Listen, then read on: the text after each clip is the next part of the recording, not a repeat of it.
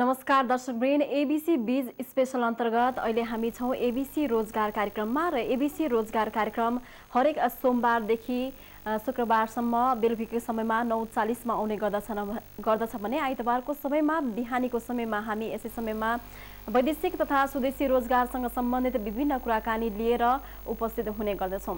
र आज हामीसँग हुनुहुन्छ अधिवक्ता तथा पिपुल्स फोरमका अध्यक्ष सोम लुइटेलजी। उहाँलाई स्वागत गरौँ।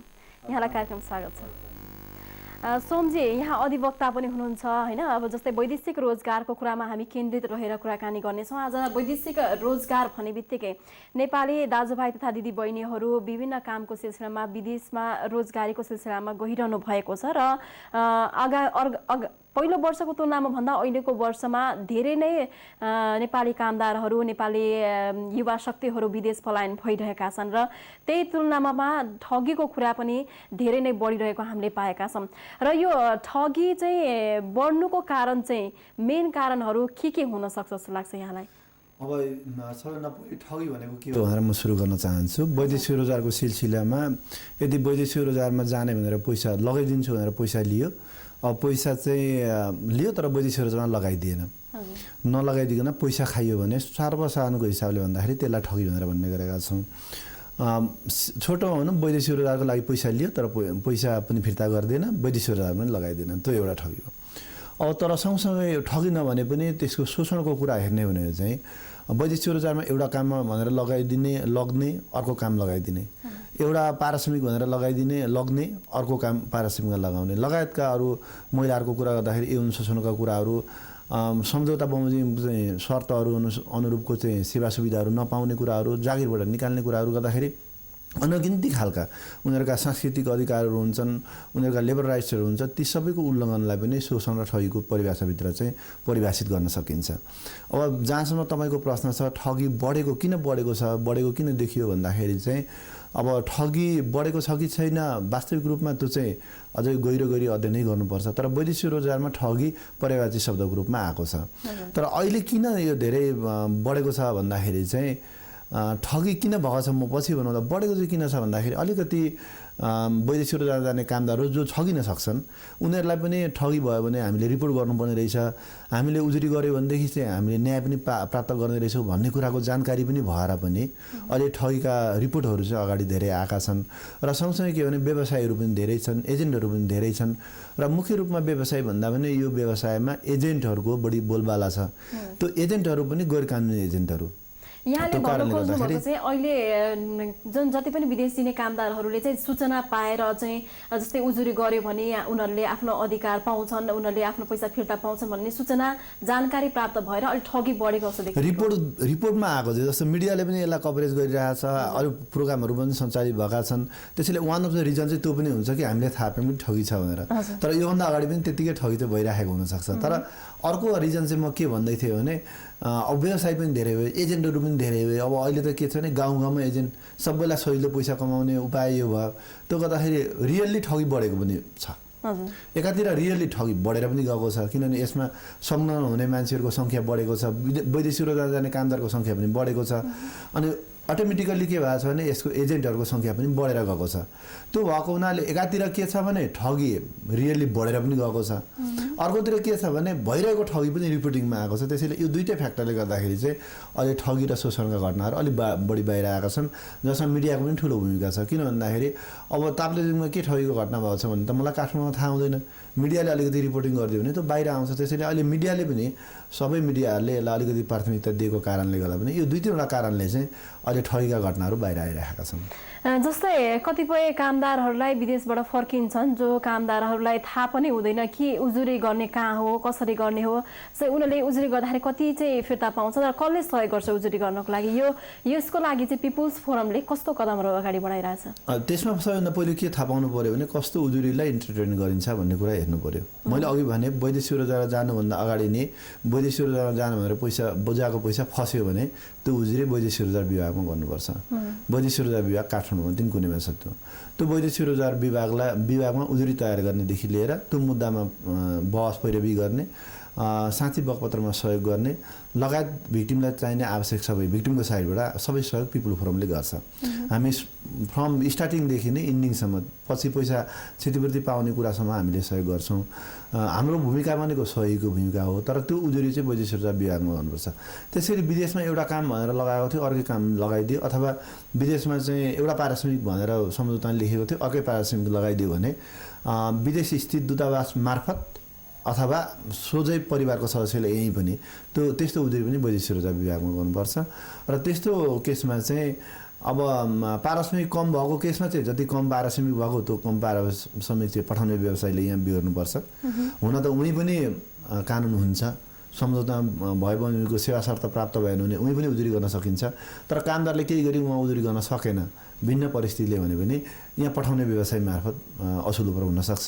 तर यो कुरा चाहिँ अब गैर कानुनी एजेन्टबाट त्यो बाहिर बिचौलियाबाट गएको अवस्थामा चाहिँ त्यो असुल उपर हुनु पनि गाह्रो हुन्छ, किनभने व्यवसायको चाहिँ पैसा धरोटी पनि राखिएको हुन्छ।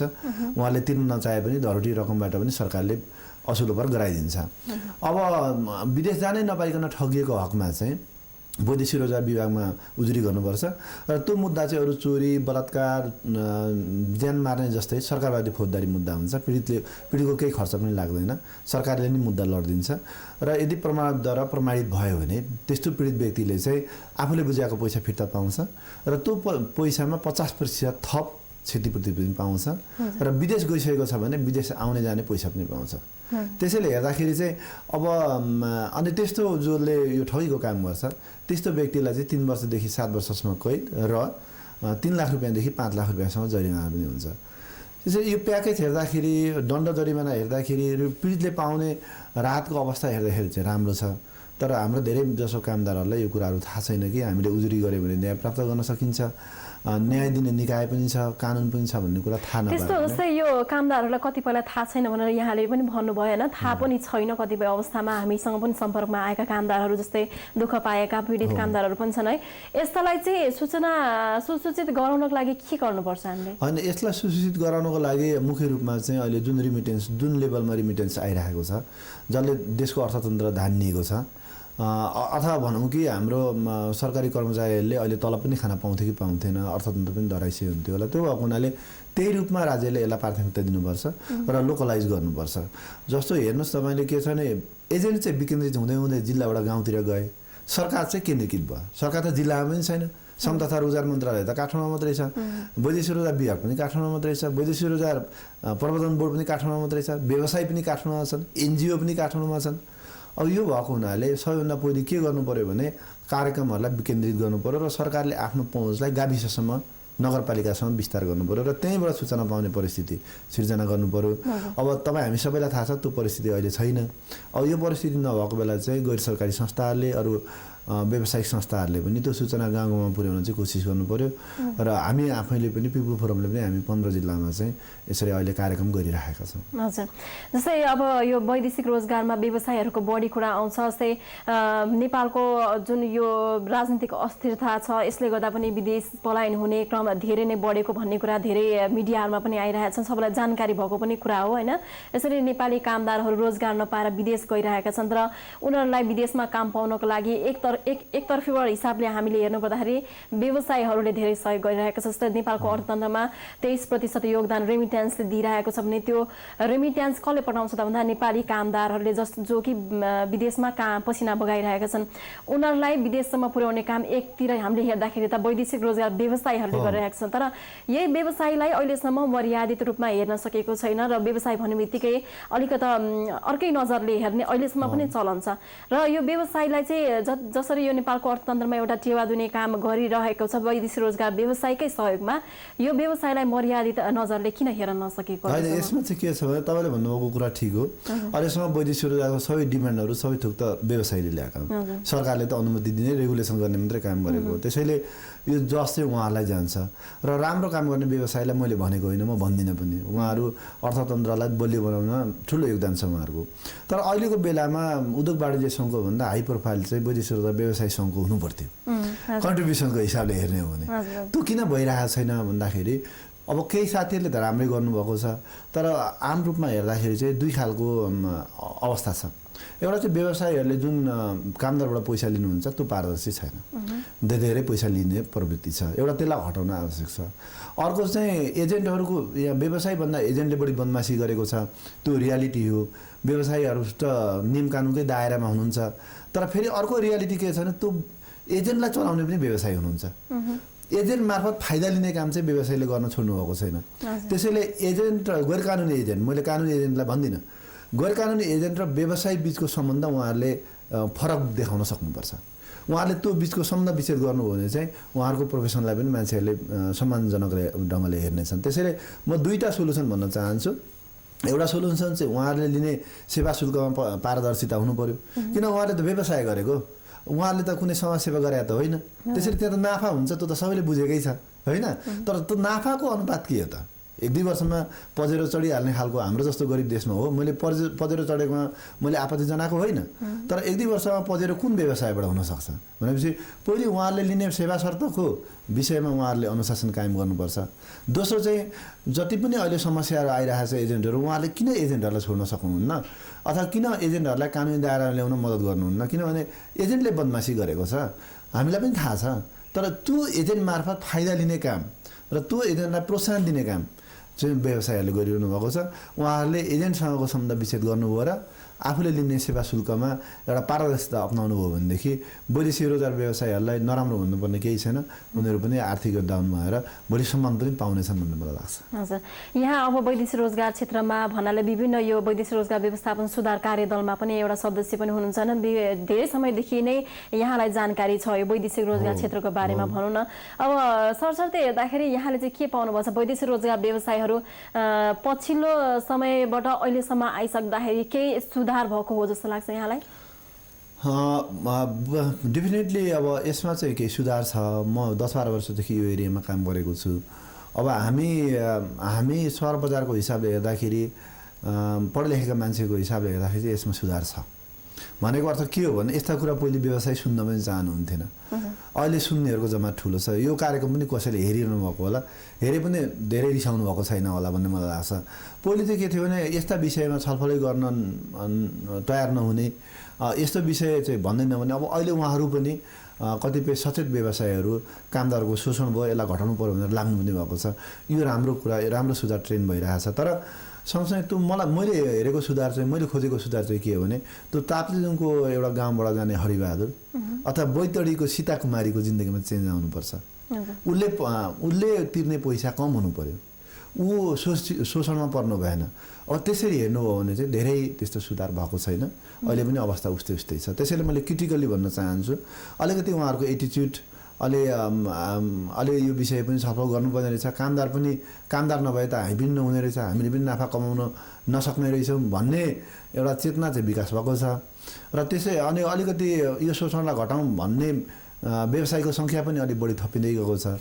तर कामदारको जिन्दगीमा परिवर्तन ल्याउने ढङ्गले अझै पनि परिवर्तन हुन बाँकी नै छ। हजुर, जस्तै कामदारको जति पनि सूचना दिने काम अहिले नेपाल सरकारले वैदेशिक रोजगार प्रवर्धन बोर्डलाई सुम्पिएको जति सूचनाहरू दिने, जस्तै उद्धार गर्ने कामहरू गरिरहनु भएको छ होइन।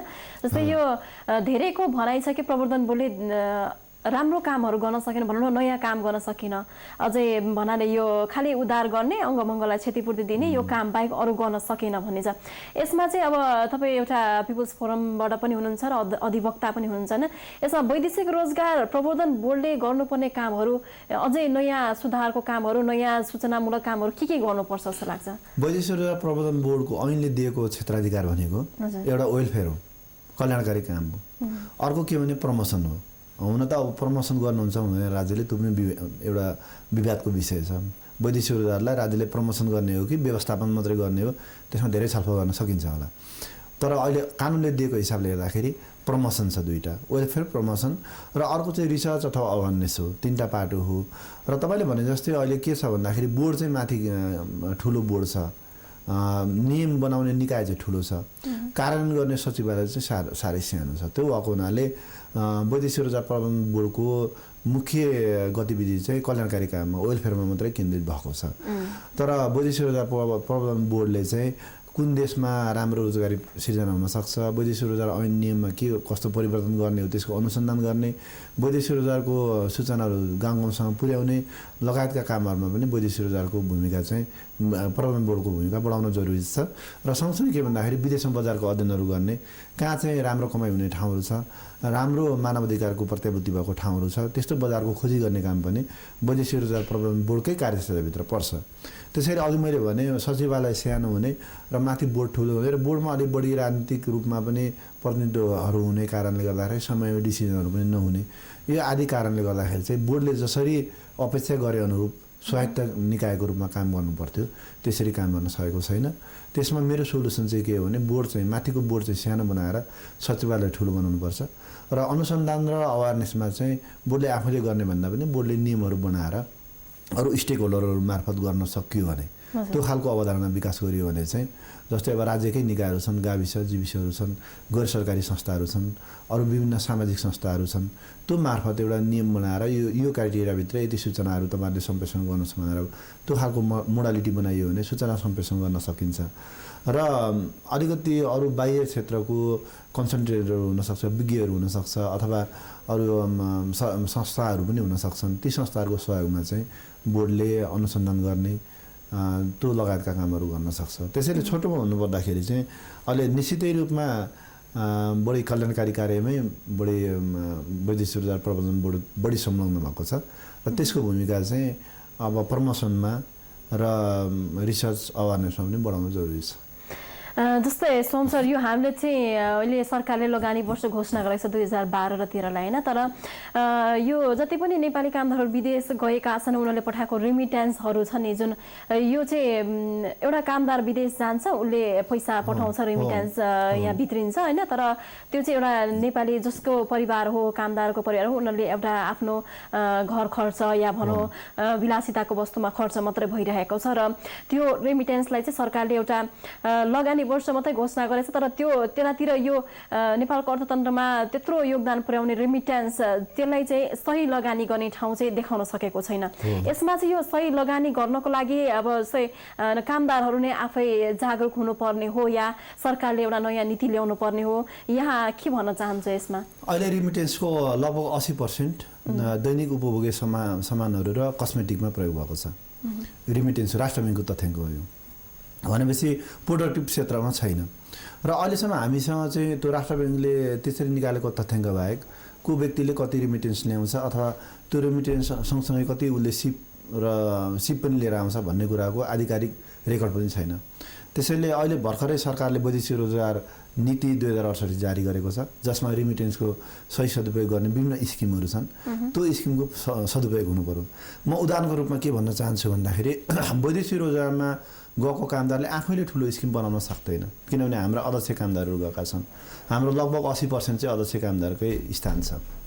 त्यो भएकोले उनीहरूले बचाएर ल्याएको 50-60 हजार 1 लाखले ठुलो स्किम हुन सक्दैन। त्यसैले सरकारले नै के गरिदिनु पर्यो भन्दाखेरि वैदेशिक ठुल्ठुला कम्पनीहरू अथवा ठुल्ठुलो प्रोजेक्टहरूमा चाहिँ वैदेशिक रोजगारबाट आएका कामदारहरूलाई एउटा इक्जाम्पल भनेको मैले वैदेशिक रोजगारबाट आएका कामदारहरूलाई सेयर छुट्याइदिनु पर्यो। फर इक्जाम्पल हामी फास्ट ट्र्याक बनाउन गइरहेका छौँ। फास्ट ट्र्याकमा काम गर्ने सिप हाम्रै कामदारसँग पनि छ होला, उनीहरूले सिकेर आएका छन् होला, त्यसको कतै मूल्याङ्कन हुनु पर्यो, रेकर्ड हुनु पर्यो। र सँगसँगै फास्ट ट्र्याकको 1% 2% सेयर चाहिँ वैदेशिक रोजगारबाट फर्केको कामदारहरूलाई दिने भन्यो भने के हुन्छ? सरकारलाई त ठुलो कुनै आर्थिक व्यवहार पनि पर्दैन, सरकारलाई पैसा त चाहिएको छ। त्यो भयो भने के भने उनीहरू सँगसँगै उद्यमी पनि बन्न सक्छन्। र फेरि फर्केर अहिले हाम्रो समस्या के छ भने वैदेशिक रोजगारमा जान नसक्ने गरी हामी रोजगारी सिर्जना त गर्न सक्दैनौँ, किनभने वर्षमा 4 लाख युवाहरू आउँछन् श्रम बजारमा। गत वर्षको हेर्नु भने 3,80,000 भन्दा बढी त वैदेशिक रोजगारमै गएका छन् होइन। भनेपछि त्यत्रो ठुलो सङ्ख्यालाई हामीले अहिले रोजगारी दिन सक्ने अवस्था त छँदै छैन। तर कमसेकम पनि एकचोटि गएर फर्केकोलाई हामी यहीँ रोकौँ न। एकचोटि गएर फर्केकोले जसले अलिकति पैसा लिएर आएको छ, अलिकति सिप लिएर आएकोलाई काम पनि दिउँ, उसको पैसालाई पनि अलिकति उसको लगानी वृद्धि हुने खालको व्यवसायमा अब मैले एउटा सेयरको इक्जाम्पल दिएँ, त्यस्तै इक्जाम्पलहरूमा अथवा त्यस्तै व्यवसायहरूमा चाहिँ उनीहरूलाई लगानी गरिदियो भनेदेखि अनि उनीहरू फेरि फर्केर दोहोऱ्याएर तेह्रिएर वैदेशिक रोजगारमा जाने कुरालाई घटाउन सकिन्छ। र जहाँसम्म तपाईँले सुन्नुभएको कामदार आफैले अथवा हामी अरू सबैले चाहिँ के अलिकति सचेतना बढाउन जरुरी छ भने त्यो पैसा तिमी प्रयोग गर न, त्यो त्यो स्किम चाहिँ वैदेशिक रोजगार प्रबन्धन बोर्डले विकास पनि गर्न खोजिरहेको छ। त्यसैले आयो खायो मोबाइल फोन किन्यो अलि जाँडक्सी खायो बोझबतेर गर्यो राम्रा राम्रा लुगा लगायो सकायो भन्दा पनि तिमीले चाहिँ त्यसलाई उत्पादनमूलक क्षेत्रमा लगायो भनेदेखि चाहिँ फेरि फर्केर जानु पर्दैन अथवा त्यसैबाट पनि तिमी उद्यमी बन्न सक्छौ भन्ने कुरा पनि उहाँलाई सचेत गराउन चाहिँ जरुरत छ। सञ्जय हामी अब कार्यक्रमको अन्त्यमा छौँ होइन कार्यक्रममा यहाँले आफ्नो अमूल्य समय दिनुभयो यहाँको लागि धेरै धेरै धन्यवाद। हुन्छ तपाईँहरूले पनि मेरा विचारहरू राख्ने मौका दिनुभयो तपाईँलाई पनि धेरै धेरै धन्यवाद र वैदेशिक रोजगारमा जाने कामदारहरू पनि राम्ररी बुझेर मात्रै जानुहोस् सबै प्रक्रिया बुझेर जानुहोस् र ठगी शोषणमा पर्नुभयो भने पनि सरकारले न्याय दिने चाहिँ निकायहरू खडा गरेको छ कानुनी व्यवस्था पनि राम्रो छ उजुरी गर्न पनि नभुल्नुहोस् भन्न पनि चाहन्छु। धन्यवाद। दर्शकवृन्द हामी यतिखेर थियौँ एबिसी रोजगार कार्यक्रममा र रोजगार कार्यक्रममा हामी विभिन्न वैदेशिक रोजगारसँग सम्बन्धित कुराकानीमा रहेर केन्द्रित रहेर कुराकानी गऱ्यौँ र अर्को समयमा पनि हामी यसै समयमा फेरि पनि वैदेशिक तथा स्वदेशीसँग सम्बन्धित व्यक्तित्वहरूसँग कुराकानी गर्नेछौँ। आजको लागि पनि समय सकिएको छ। हेर्दै गर्नुहोला एबिसी टेलिभिजन। नमस्कार। यस कार्यक्रमका प्रायोजक प्याराडाइज इन्टरनेशनल प्राली Buddhanagar Kathmandu. Sky overseas services private limited Maharajganj Kathmandu. Middle east man power private limited Kupondole Lalitpur. ISO certified man power company international private limited Dhumbarahi height Kathmandu.